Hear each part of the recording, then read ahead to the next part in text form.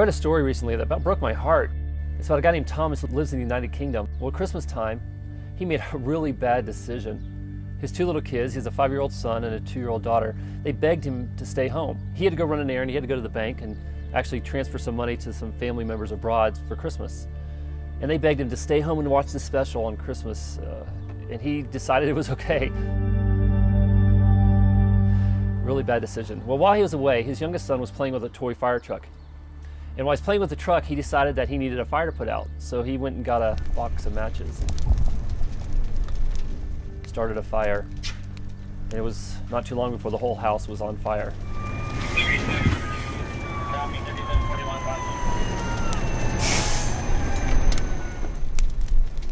The fire department was called, and they came in their truck and they rescued the 2 kids. But that father, Thomas, he felt terrible. And he's actually going to be charged with neglect. And imagine being a father and putting your kids in a position where they are in harm's way because of neglect. Especially from fire. Fire is such a deadly thing. There are so many homes today that, not physically, but spiritually, are in danger because of neglect. Why would anybody, purposefully or because of neglect, allow their family to be harmed by fire? Here's the reality. Way too many homes today are in danger of fire. Not physically, spiritually. Every day in the United States, 84 people will commit suicide. 45 people will die from the AIDS virus. 4,630 15-year-old girls will have sexual intercourse for the first time. 1,312 students will drop out of high school. 28,206 people will be arrested. Every day there will be 6,148 marriages and 3,110 divorces. In 1860, there were only 7,380 divorces in America. By 1960, that number had grown to 393,000 divorces. Today, more than 50% of new marriages end in divorce.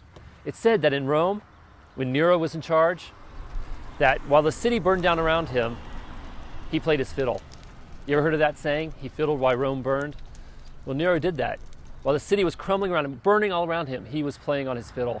I'm afraid too many parents are fiddling while their homes are burning down around them. There's got to be more we can do. But here are some of the things that cause fires in homes, spiritually speaking. One of the things is selfishness. There was a survey done of 17,000 university students, and of these 17,000 university students, a sociologist determined that 2/3 of them suffered from narcissism, selfishness. It's an epidemic.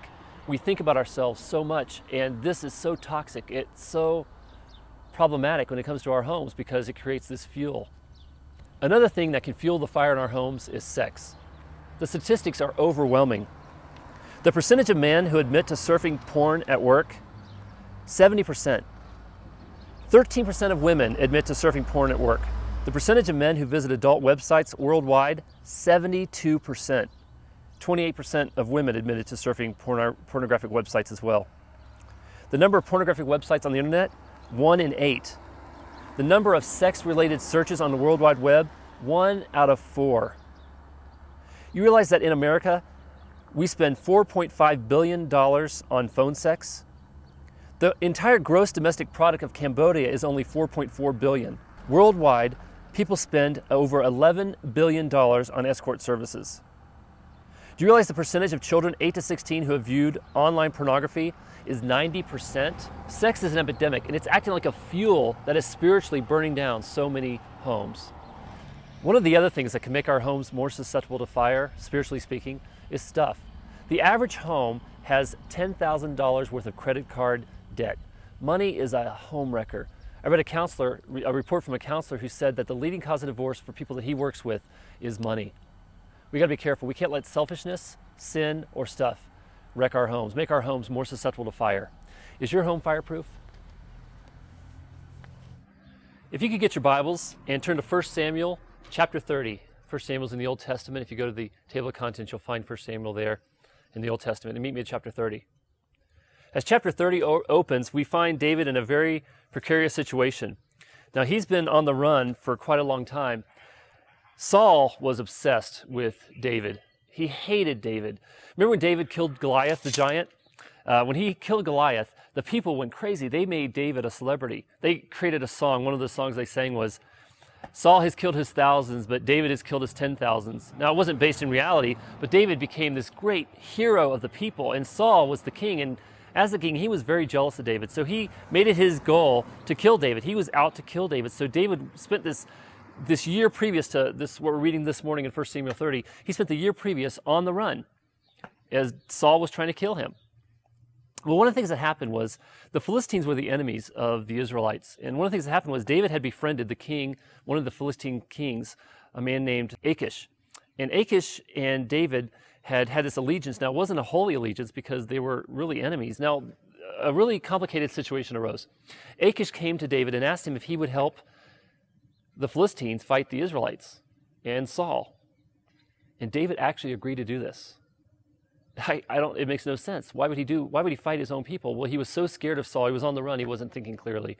And he agreed to fight against his own people. And as a reader, you're looking at this thinking, this makes no sense. Well, eventually something worked out. Achish had some of his own men come to him and say they don't trust David and they don't want David fighting with them against the Israelites. And so they sent them home. They sent him home to a city named Ziklag. Now, Ziklag was a city that Achish gave to David as a gift. A place where David and his men could build their homes. So when Achish sent David and his men back to Ziklag, it was a joyous journey. It was a 3-day journey. It was about 75 miles. But imagine what it would have felt like to go home after being in this foreign land for all this time, finally going home to see your family. Well, as they're getting back to Ziklag, we read in 1 Samuel 30 that they see smoke and flames, and the city is deserted. The Amalekites were enemies of the Israelites, and the Amalekites had come in and wiped out that village. They had burned all the homes to the ground, burned every home to the ground, and carried off the people into captivity. In 1 Samuel 30, here's what we read. David and his men reached Ziklag on the 3rd day. Now the Amalekites had raided the Negev and the Ziklag. They had attacked Ziklag and burned it, and had taken captive the women and all who were in it, both young and old. They killed none of them, but carried them off as they went on their way. But David and his men came to Ziklag. They found it destroyed by fire, and their wives and sons and daughters taken captive. So David and his men wept aloud until they had no strength left to weep. They wept, they grieved because their homes had been burned down and their families carried away.